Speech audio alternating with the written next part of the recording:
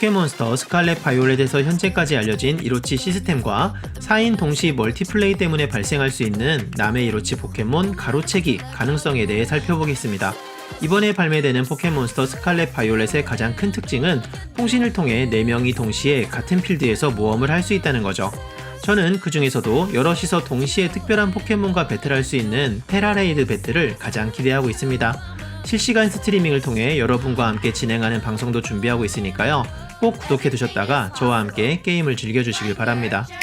포켓몬 게임의 여러가지 즐거움 중 하나는 특별한 색깔의 이로치 포켓몬을 잡는 것이죠. 그래서 제가 현재까지 확인된 이로치 관련 내용을 정리해드리겠습니다. 일단 이로치 포켓몬은 레전드 아르세우스처럼 필드에서 바로 확인이 가능하지만 이로치 등장 효과음은 따로 존재하지 않는다고 합니다. 눈을 크게 뜨고 돌아다니지 않으면 모르고 지나칠 수도 있겠죠. 그리고 레전드 아르세우스에서 했던 것처럼 게임의 자동 저장 기능을 끈 상태에서 게임을 하다가 이로치 포켓몬을 발견했을 때 수동으로 저장하면 포획에 실패해도 다시 도전을 할 수 있다고 합니다. 실수로 허무하게 이로치 포켓몬을 날려버리는 일은 없겠네요. 그런데 이번 스칼렛 바이올렛에서 걱정되는 부분은 통신을 통해 다른 사람들과 멀티플레이를 할 때 내 게임에서 발생한 이로치 포켓몬을 다른 사람이 먼저 잡아갈 수 있을까입니다. 이 부분에 대한 답을 확인하기 위해서는 멀티플레이에서 가능한 것들이 무엇인지 알아야 합니다. 일단 테라레이드 배틀은 4명이 동시에 배틀이 가능하고 각자 포켓몬을 한 마리씩 잡을 수 있으니까 걱정할 필요는 없죠. 그럼 필드에 있는 야생 포켓몬은 어떨까요? 내 게임에 놀러온 사람이 야생에 있는 포켓몬을 잡아갈 수 있을까요? 네, 당연히 잡을 수 있습니다. 그래서 만약 자신이 스칼렛 버전을 사용하고 있다면 바이올렛을 사용하는 사람의 게임에 통신을 통해 들어가서 바이올렛에서만 등장하는 포켓몬들을 잡아올 수도 있습니다. 당연히 전설 포켓몬은 잡을 수 없지만요.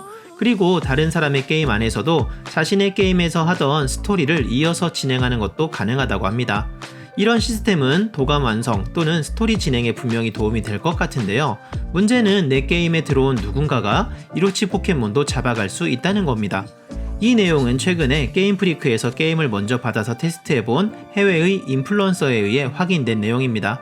하지만 이런 일이 일어나는 것을 게임 설정을 통해 막을 수 있는지, 그리고 내 게임 내에서 다른 사람이 이로치 포켓몬을 잡는 것이 내가 이로치 포켓몬을 발견할 수 있는 확률에 영향을 주는지는 아직 정확하게 알려진 것이 없습니다.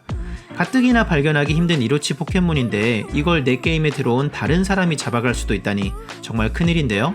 뭔가 납득할 수 있는 해결 방법이 있지 않을까요? 그 인플루언서가 나중에 추가로 이 문제에 대해 정보를 올린다고 하니까요. 정말로 정보가 나오면 제가 다시 내용 번역해서 알려드리도록 하겠습니다. 꼭 제 채널을 구독해두셨다가 다음 정보도 절대 놓치지 마세요.